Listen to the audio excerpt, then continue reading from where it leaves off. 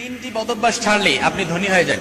এই তিনটি bad quality যদি আপনি ছাড়তে পারেন, আমি একদম সাবধানতার সাথে আপনাদেরকে বলতেছি, এই তিনটি বদভ্যাস ছাড়েন আজকে থেকেই, কালকে থেকে দেখবেন আপনার সবকিছুতে বরকত হয়ে গেছে ইনশাআল্লাহ।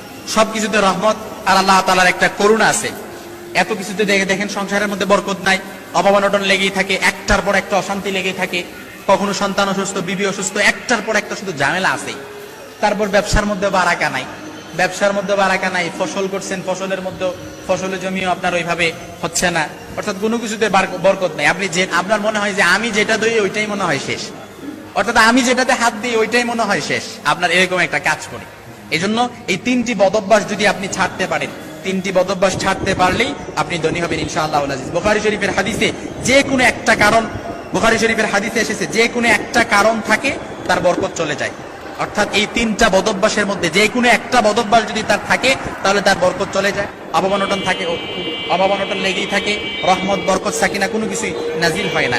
এক নাম্বার, আপনি একটু মিলে আনেন, একটু মিলে আনেন আপনার ভেতরে আছে কিনা, আপনার ফ্যামিলির কোন সদস্যের ভেতরে এটা আছে কিনা। এক নাম্বার যেটা বলবো সেটা হচ্ছে মিথ্যা কথা বলা। এই মিথ্যা কথা আমাদের মধ্যে অনেক আছে। স্বামী স্ত্রীর সাথে মিথ্যা কথা বলে, স্ত্রী স্বামীর সাথে মিথ্যা কথা বলে, অর্থাৎ সত্য গোপন করে, সন্তানের সাথে সত্য গোপন করে, স্ত্রীর সাথে সত্য গোপন করে, অর্থাৎ একটা সত্য গোপন করার জন্য কিন্তু আরো কয়েকটা মিথ্যা কথা বলা লাগে, এটা কিন্তু মনে করতে হবে। এই জন্য মিথ্যা কথা কখনো বলা যাবে না। আল কিযবু উম্মুজ যুনুব, মিথ্যা হচ্ছে সকল পাপের মূল।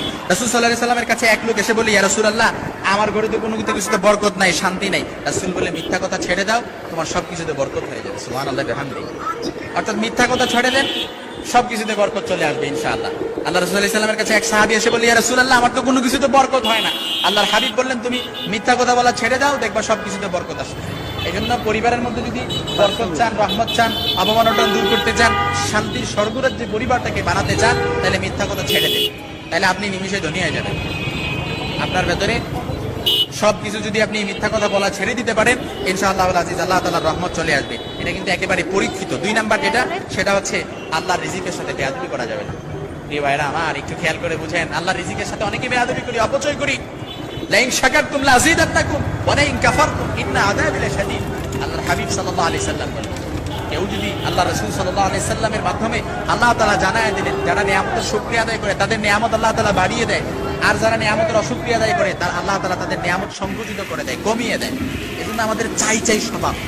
1 টাকা থাকলে 2 টাকা চাই, 5 টাকা থাকলে 10 টাকা চাই, তারপর 10 টাকা থাকলে 20 টাকার মালিক হতে চাই, যে 1 তলা বিল্ডিং এর মালিক আছে ও 2 তলা বিল্ডিং এর মালিক হতে চাই।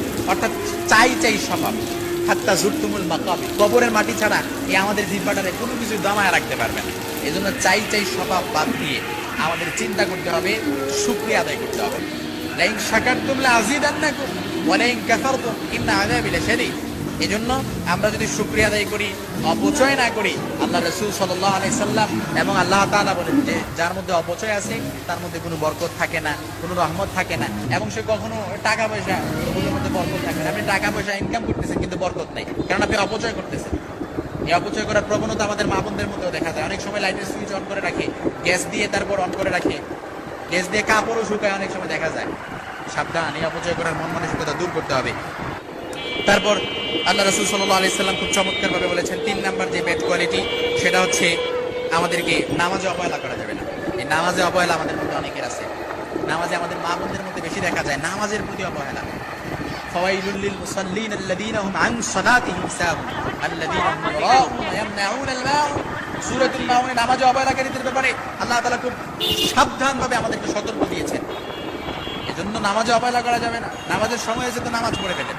অনেকে বলেন, হুজুর আমরা তো নামাজই করি না, আবার আপনি নামাজের কথা কি বলবেন? না প্রিয় ভাই আমার, নামাজের প্রতি অবহেলা করলে আপনার কোনো কিছুতে বরকত থাকবে না।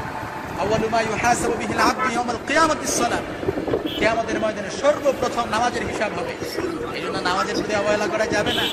নামাজের প্রতি একদম আমাদেরকে পুঙ্খানুপুঙ্খভাবে নামাজ আমাদেরকে সময় মতো আদায় করতে হবে। আমাদের মা বোনদেরকেও জানায় দিবে। তারা অনেক সময় দেখা যায় কাজের ফাঁকে কখন যে নামাজের সময় চলে যায় তারা এটা টের পায় না।